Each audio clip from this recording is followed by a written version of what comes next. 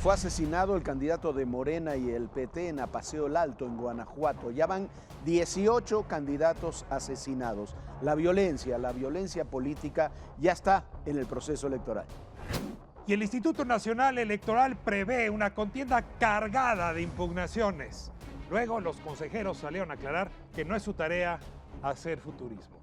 Los distintos equipos de campaña de los diferentes candidatos aceptan la reforma educativa como algo que hay que continuar. Sin embargo, a último minuto dice el propio Andrés Manuel que él rechaza la propia reforma educativa. Bienvenidos, esto es 18 en la mira.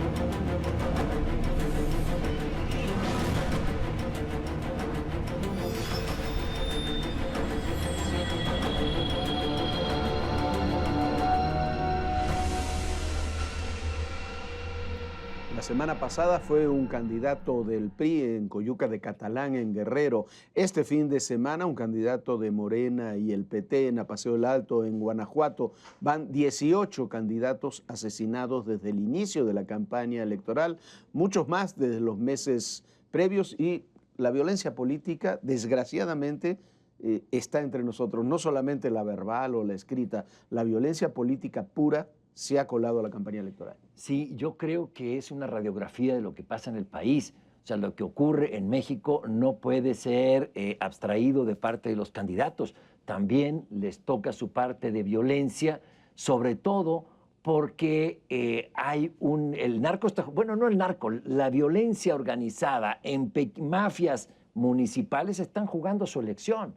Ellos necesitan la complicidad de las autoridades municipales para poder hacer sus negocios y dedicarse al huachicol, dedicarse al trasiego de drogas, dedicarse a la siembra de marihuana o amapola, y también para succionar dinero del erario. Es decir, están jugando su elección. El Estado no es capaz de tener un país en paz, menos va a poder tenerlo en paz con elecciones donde se juega el poder en instancias locales, que es donde más se nota la violencia. Yo recuerdo en los años 80, 90, como la curva de la inflación en la economía era igual en sus puntos más altos a las fechas electorales. Ahora es una curva similar, pero no tiene que ver con la inflación. Apenas hay un proceso electoral y el número de homicidios por cada 100,000 habitantes crece, sea regionalmente como lo estamos planteando ahora nacionalmente. La pregunta es ¿por qué? Y la impresión, siguiendo o hebrando sobre lo que plantea Pablo, es que lo que está en disputa es el control del territorio. O sea, estas entidades, organizadas o desorganizadas, disputan gobernar territorios. Y si se presenta un candidato que no les gusta o que amenaza sus intereses, prefieren eliminarlo antes de que ocurra la elección, hacerlo después. O que es del bando de enfrente.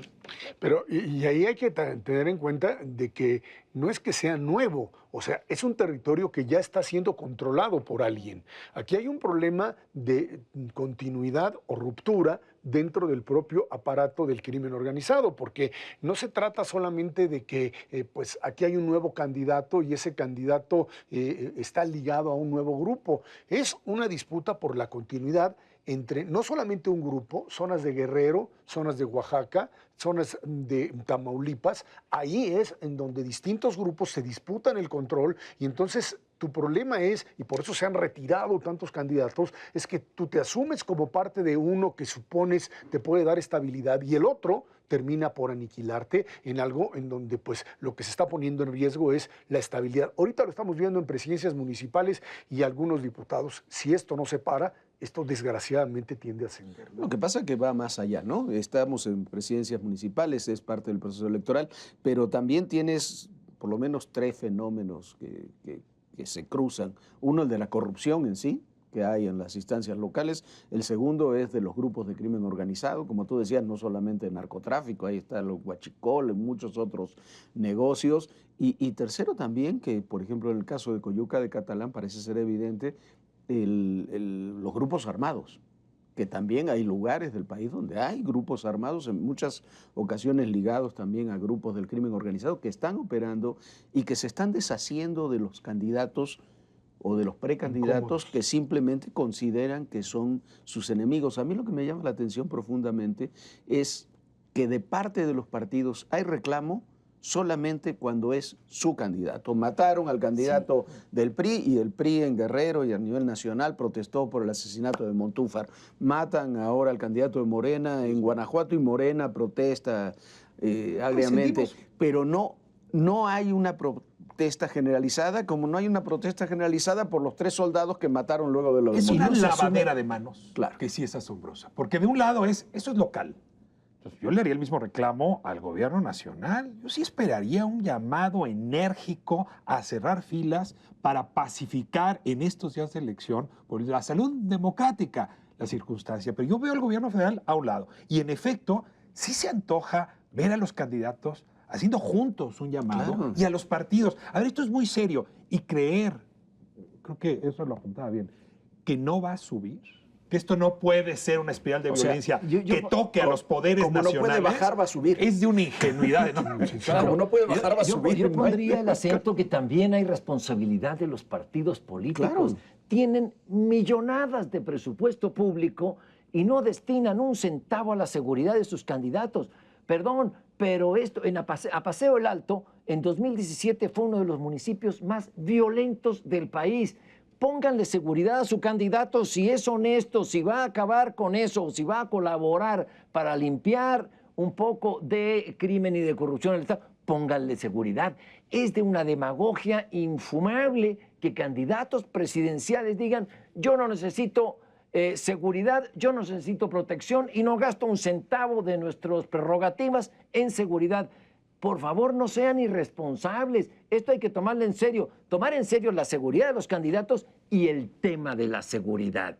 Es decir, esto no se va a acabar. Esto, como bien decían, va a subir y no se valen ante la inseguridad tener propuestas de buena fe que poniendo más escuelas, esto va a terminar. No, necesitamos soluciones, además de soluciones sociales, soluciones prácticas para bajar los índices de criminalidad. Si no, es un juego demagógico. El fin de semana el secretario de Gobernación hacía alusión, Alfonso Navarrete, a la vinculación entre violencia y el encono de las campañas.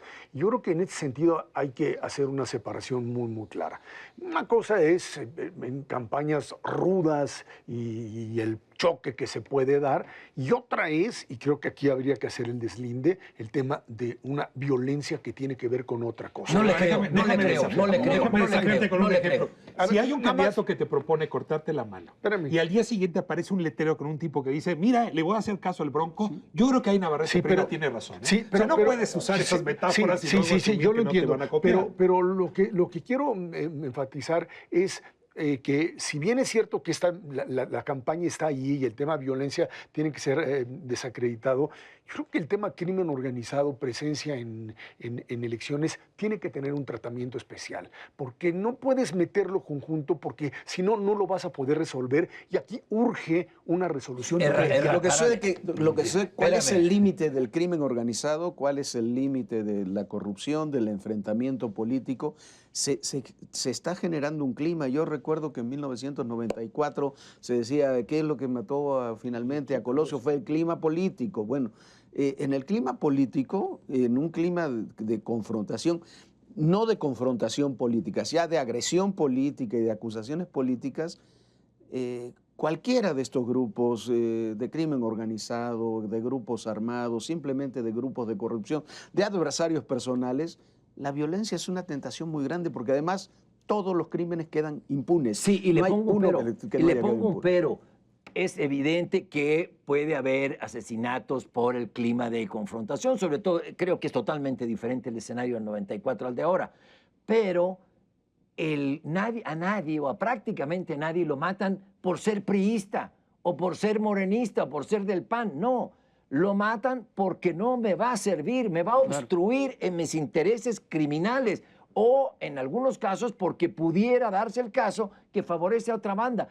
Pero el crimen que te voy a matar porque no eres de mi partido, sí puede haberlo, pero no es el grueso de estos asesinatos. Ahora, Pablo, que hemos visto. sería ingenuo suponer que los líderes del crimen organizado no hacen política. O No, sea, claro. que ellos solo hacen criminalidad. Están haciendo política todo el tiempo. Financian campañas, compran candidatos, asesinan candidatos, Sí, se hacen de cabildos. A ver, es que si no es Están aceptar jugando que su haya una elección. No, no, no, empresa sí. que solamente se dedica a asuntos privados, ¿no? Y entonces que hay que tomar distancia. Son parte del sistema político y el sistema político no ha sabido cómo empujarlos, cómo sacarlos. ¿Por qué? Porque se quiere aprovechar de ellos también. Hay sectores del sistema político que se quieren aprovechar de ellos. Hay candidatos de cualquier partido que les llega un dinero y prefieren no saber de dónde llegó, que ahí está. Hay un obispo como el de Chilapa que declara, ahí en Guerrero, que declara esta semana que él se reunió con 5 o 6 jefes del narcotráfico para platicar a ver qué se no le puede sirvió de hacer. nada, Y por no le cierto, sirve de ¿no? nada. Lo primero que ocurrió que mataron Al jefe de la al policía jefe de la municipal. policía, digamos, ¿no? Y se dice con una facilidad, un obispo con toda la facilidad, bueno, sí, me reúno con los jefes del narcotráfico. ¿Cómo que te reúnes con jefes del narcotráfico? Ahora, Eso es lo dado terrible. este ambiente, pues sí, la autoridad electoral parece que ha perdido un poco el rumbo en el discurso, porque de un lado dice, van a ser elecciones pacíficas, con algunos lugares, algunas islas, unos bolsas de incertidumbre, pero en realidad el conjunto de la elección va a ser pacífica. Es muy difícil creerle a la autoridad electoral cuando estás viendo estas cifras. Luego advierten que sí, que vamos a tener una enorme cantidad de impugnaciones. Hombre, no se necesita una bola de cristal para saberlo. Tenemos actores, contendientes, muy rijosos con el tribunal. Han hecho política con el tribunal electoral. Y luego la necesidad de que la propia autoridad se calle y diga, bueno, no es cierto. Ahora que lo pienso, no es mi papel aclarar este Es que no es su papel. No puede jugar Córdoba a ser el adivino. Dice, en la primera declaración, 2 candidatos van a impugnar. Ah, sí, ¿y por qué no 3? Yo conozco a uno que si pierde va a impugnar, obviamente. Y los otros 2 candidatos, porque me parece que está dando por sentado el triunfo del candidato de Morena, es decir, PAN y el candidato del PRI, impugnarían, yo creo que sin éxito, pero con bastante buenas razones, porque el candidato de Morena comenzó 3 o 4 años antes la campaña electoral, violó la ley y metió 3.5 millones de spots antes que sus contendientes. Obviamente hay materia, pero eso no tiene por qué el presidente del Instituto Nacional Electoral comenzar a ser el adivino. 2 van a impugnar. ¿Por qué 2? ¿Por qué no 3? ¿Por qué no 1? Yo sé de uno que va a impugnar si pierde y otros 2 no lo van a hacer porque va a ser cosa juzgada. punteros, son 3 candidatos punteros y solamente uno puede ganar. Supondrá que los Claro, otros son los dos. Que van a impugnar. Solamente los dos. dos que van a perder. Pero además yo creo que en ese sentido lo que sí queda claro es que el tema va por otro lado. El tema va, por ejemplo, por el tema de financiamiento, en donde lo que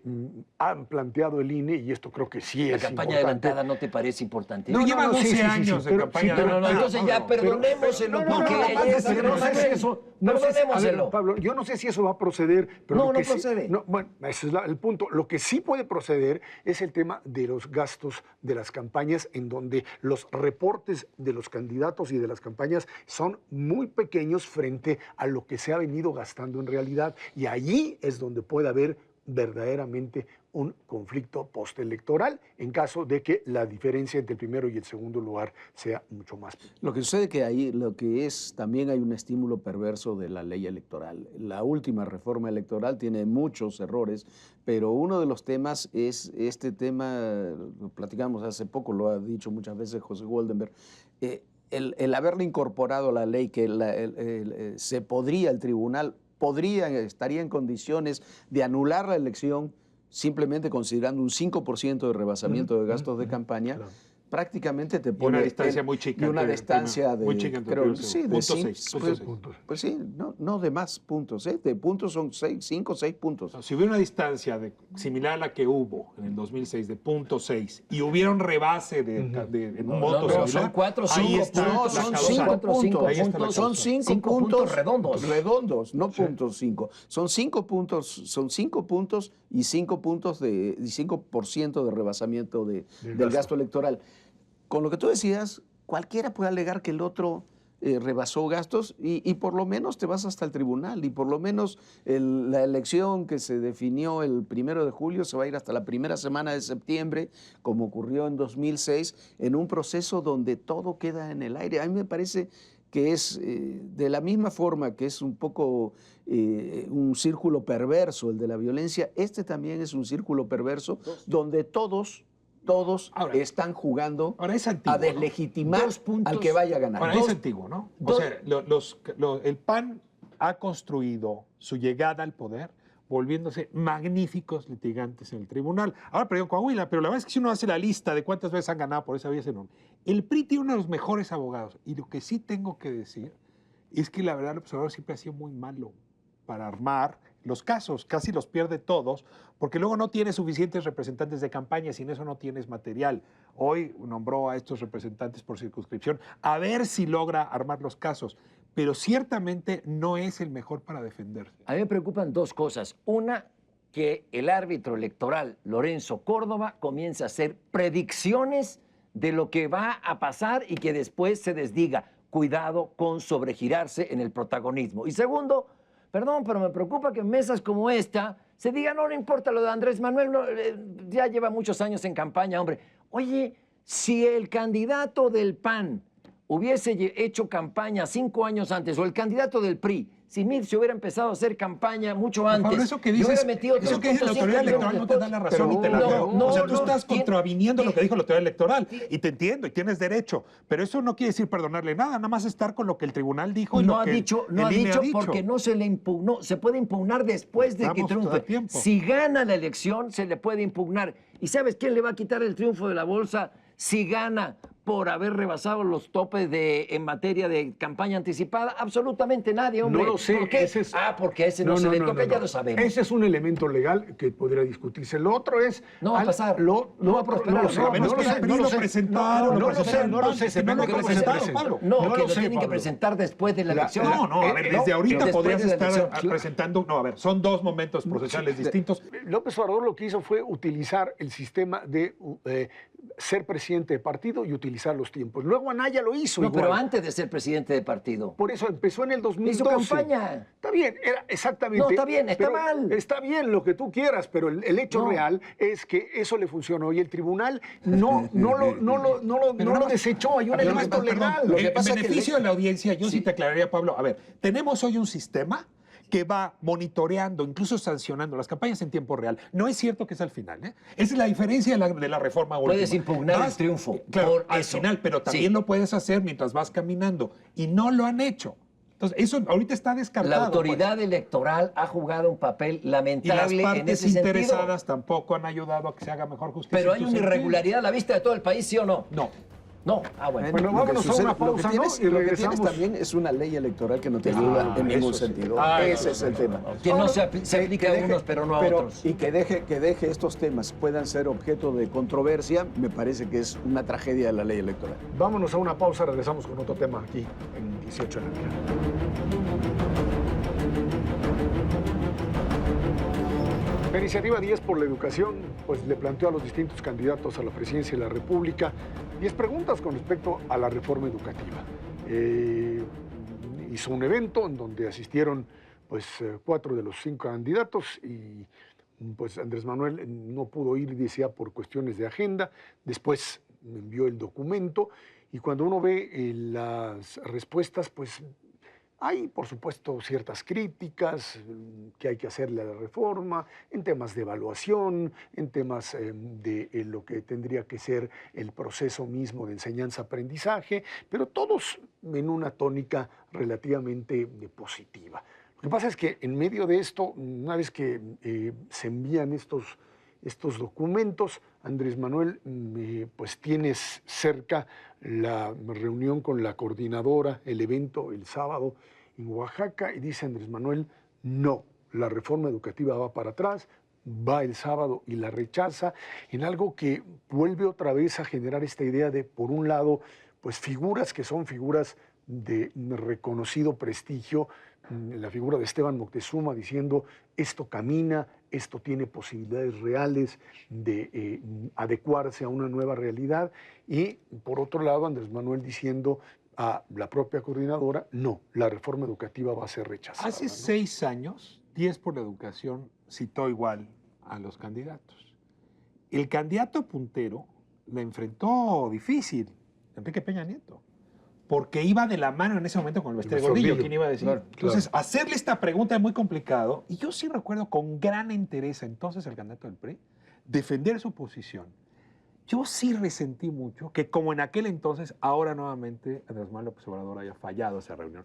Porque, a ver, ahí se reúne un grupo muy importante de gente que entiende de educación, que está preocupada, que ha empujado las reformas, para decirlo en plural, y sí es una descortesía mandarles un documento en lugar de ir. Tengo que decir que el documento me gusta, mucho. Lo que pasa, lo que es una descortesía mayor, es que después, unos días después, 3, 4 días después, hagas un evento donde digas exactamente lo contrario de lo que dijiste en el documento, porque eso es quizás el punto que genera mayores problemas y mayores dificultades. En Guelatao, en Oaxaca, el candidato López Obrador dijo, no va a la reforma educativa, va para atrás. O sea, fue clarísimo y no es la primera vez que lo hace, o sea, ha sido bastante consecuente en ello.